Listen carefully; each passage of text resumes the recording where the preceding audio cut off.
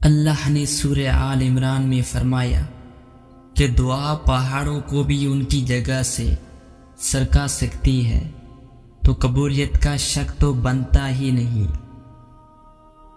کبھی کبھار تمہاری چاہت کا تمہارے نصیب سے بس ایک دعا کا فاصلہ ہوتا ہے، اور پھر وہ جو ایک دعا ہوتی ہے نا، وہ آغاز سے انجام تک سب کچھ بدل دیتی ہے۔ یہ تو مایوس کن الفاظ ہیں کہ کہیں رہ نہ جاؤں میں، یقین رکھو اس پر، اس نے ابھی تمہیں بھی راہ دکھانی ہے۔ معجزے تو ان کی دعاؤں کے لیے ہوتے ہی جو اللہ سے مانگ کر پھر کسی سے نہیں مانگتے۔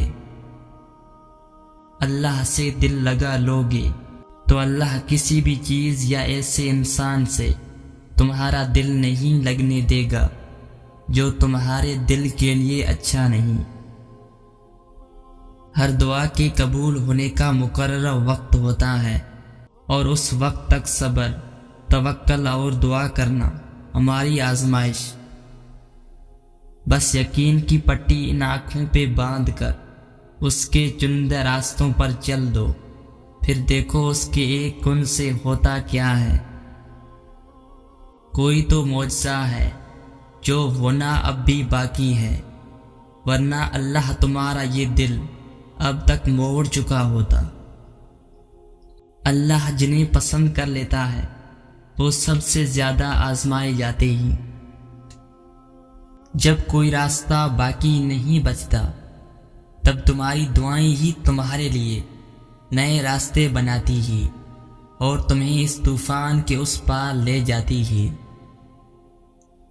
تمہارا یقین اور تمہاری دعائیں ہی تمہارے حالات بدلتی ہی، اور جب اللہ تمہیں خود سے رجوع کرنے کی توفیق دے دیتا ہے تب وہ قبولیت کو تمہاری تمام دعاؤں کا مقدر بنا دیتا ہے۔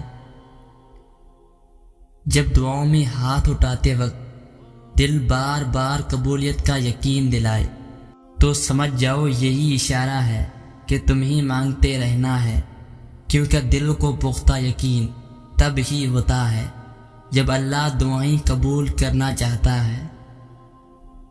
اللہ پاک ایسا وقت بہت جلد لائے گا جب تم اپنی آنکھوں سے اپنے لیے معجزے ہوتے دیکھو گے۔ تمہاری مخلص دل سے نکلی ہوئی دعائیں تو کب کی قبول ہو چکی ہیں، بس ان کا سامنا کرنا باقی ہے۔ اور دعائیں بے وجہ تو نہیں ہوتی، یہ جو تم ٹوٹ کر بکھرے ہو اس کے بعد معجزہ ہونا تو لازم ہے۔